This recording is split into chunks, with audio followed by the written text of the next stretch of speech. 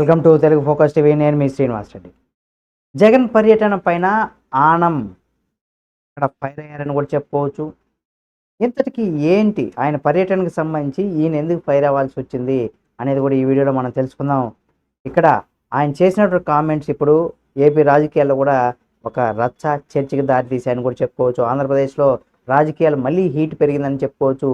ఈసారి వేదిక కూడా పక్కాగా చెప్పాలంటే నెల్లూరు అని కూడా చెప్పుకోవచ్చు.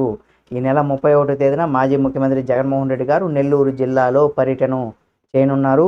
మొదట నెల్లూరు సెంట్రల్ జైల్లో ఉన్నటువంటి కాకాని గోవర్ధన్ రెడ్డితో ములాఖాత్ అవ్వనున్నారు. ఆ తర్వాత మాజీ ఎమ్మెల్యే ప్రసన్న కుమార్ రెడ్డి నివాసానికి పరామర్శించేందుకు కూడా వెళ్ళనున్నారు.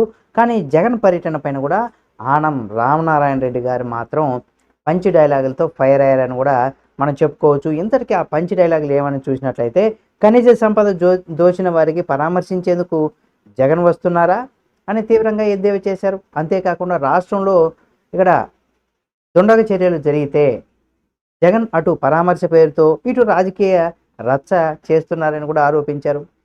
ఇక భద్రతా ఏర్పాట్లు విషయానికి కనుక వస్తే పోలీసులకు సంబంధించి గట్టి గమనం పెడుతున్నారనేది కూడా చెప్తున్నారు.